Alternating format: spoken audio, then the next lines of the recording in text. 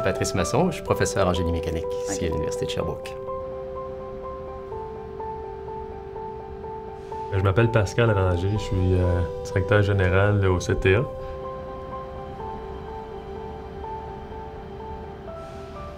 Alors, BRP et l'Université de Sherbrooke ont travaillé ensemble depuis longtemps.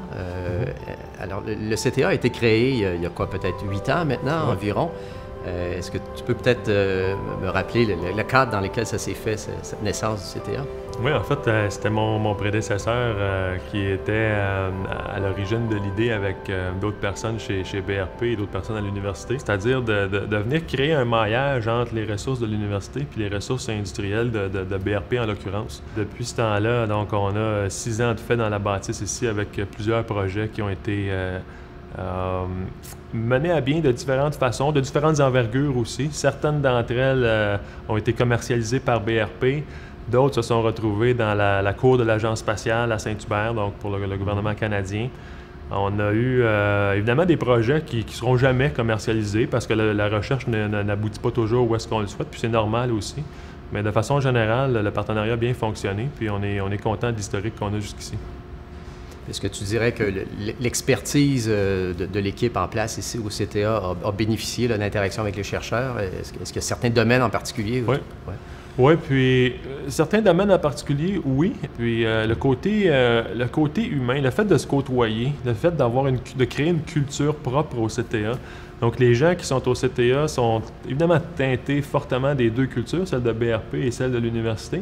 Mais il y a une culture propre au CTA où les gens ont un équilibre entre la recherche de projets et de solutions qui peuvent être facilement ou commercialisées avec succès, mais aussi d'avoir une bonne intégrité intellectuelle au niveau de la recherche. Donc, ça fait c'est très propice à avoir du succès à long terme. Puis, malheureusement, je pense qu'il n'y en a pas assez des organismes comme ça. Tu as raison de mentionner, là, je pense que le CTA, c'est assez unique, je pense, comme modèle de collaboration. Puis ça répond vraiment à un besoin. C'est vrai que pour avoir eu l'occasion, moi aussi, de travailler avec des entreprises, je pense que juste d'établir le lien, déjà de se comprendre, d'utiliser les mêmes termes, d'avoir le même discours, il y a un travail important à faire. Puis souvent, ça consomme beaucoup de temps dans un projet de recherche ou de développement. Et je pense que justement, à travers le CTA, ça donne un outil pour mieux se comprendre puis se respecter. Oui. Je pense que ça, c'est important de mentionner. C'est que souvent, même, je pense qu'on peut le dire, du côté universitaire, on a l'impression que l'industrie ne fait pas beaucoup d'innovation, est très réticente à lancer des projets de recherche. Bon, puis on peut le comprendre aussi par ailleurs, ils ont des préoccupations disons, commerciales à très court terme.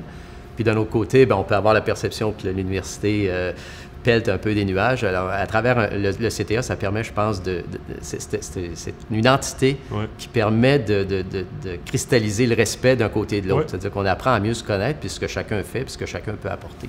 Oui, puis la culture au CTA est hybride entre les deux. En fait, c'est intéressant parce qu'on sent que les étudiants se rapprochent beaucoup de l'industrie, puis on sent aussi que les ingénieurs de BRP prennent peut-être un peu plus de recul, puis ont l'opportunité d'avoir une analyse un peu plus approfondie aussi, puis s'inspirer souvent des professeurs qui vont œuvrer ici aussi. Oui, puis de notre point de vue, ça donne à nos étudiants une perspective industrielle.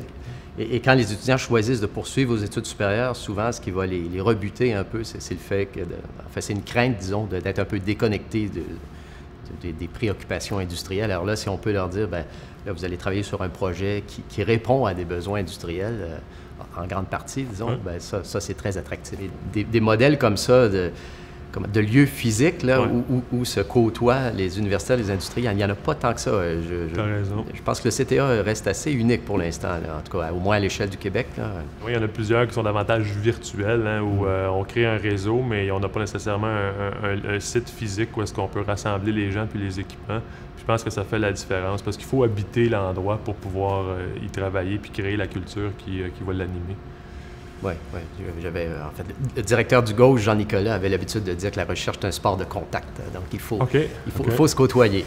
Puis, projet pour le gaz dans les prochaines années, en as-tu déjà en tête? Ou, il y a beaucoup de projets en cours et futurs. Là, disons, on a construit au fil des années, là, ça fait une trentaine d'années maintenant qu'on existe, le GOES. Alors, c'est C'est un groupe qui, comme je le disais, travaille beaucoup avec l'industrie puis qui a créé des maillages qui permettent maintenant d'avoir des projets à long terme, donc de travailler sur des thématiques là, qui intéressent l'industrie aujourd'hui, mais aussi dans le futur. Les problèmes reliés au contrôle du bruit, ça peut être des problèmes en lien avec ce que vous faites au CTA, là, sur des contrôles, par exemple, de systèmes moteurs. Nous, on œuvre principalement avec des véhicules spécialisés. C'est pas seulement avec les véhicules que vous travaillez, vous avez d'autres champs d'expertise aussi. Oui, en fait, l'acoustique en général, disons, quand on parle par exemple de contrôle de bruit rayonné, ça peut être pour un lave-vaisselle par exemple, un aspirateur, ça peut être des produits comme ça, d'utilisation domestique. Là. Je comprends. Très grand public. Alors on pense parfois au gouvernement là, qui ne finance pas la recherche nécessairement autant qu'on le souhaiterait, mais quand on est capable de démontrer que la recherche amène des fins qui sont très pratico-pratiques, qui sont très appliquées, puis pour lesquelles il y a des retombées dans la vie de tous les jours. Tu parlais des aspirateurs tantôt, on parle de véhicules dans notre cas. Alors, on est capable à ce moment-là de montrer que la recherche qui est financée aboutit vers des retombées économiques qui servent à tous les contribuables. Parce que le CTA, dans le fond, a comme mission d'améliorer le plus possible tous les véhicules dans différentes sphères d'activité ou dans différentes sphères d'ingénierie, je devrais dire. Puis, évidemment, le côté sonore en est un, le côté performance sonore, le côté performance d'économie de carburant, le côté tenue de route, le côté sécurité, fiabilité, sont tous des éléments qui sont préoccupants pour nous puis qui font partie de notre mission. Notre mission est de faire de l'ingénierie avancée. Avancée, mais appliquée aussi. Donc, on ne touchera pas beaucoup à la recherche pure, la recherche fondamentale. On va faire de la recherche qui va être appliquée pour les besoins de nos clients. Donc, clairement, oui, les applications sonores trouvent bonne écoute, bonne oreille, sans mauvais jeu de mots. C'est bien dit. Bien, justement, je pense que c'est là-dessus où on peut bien collaborer. Nous, on s'intéresse un peu plus aux développements plus fondamentaux, développer des nouvelles approches de contrôle de bruit. L'intérêt qu'on a, c'est vraiment en termes de pouvoir voir un aboutissement à ces recherches. Moi, en tout cas, personnellement, c'est comme ça que je le vois. Quand j'ai un ou des étudiants qui travaillent en collaboration avec l'industrie, c'est pas tellement les retombées monétaires pour l'université là, qui m'intéressent, c'est plutôt de dire j'ai un étudiant qui a contribué à une invention ou à, disons, une transformation de technologie dans l'industrie. C'est ça que je trouve intéressant. Donc, je pense que sur cette base-là, on arrive à se rejoindre assez bien. Là. Oui, je comprends ce que tu dis. Puis en fait, on a longtemps vu, je pense que l'université a longtemps vu les publications comme la façon de contribuer à la notoriété des travaux de recherche.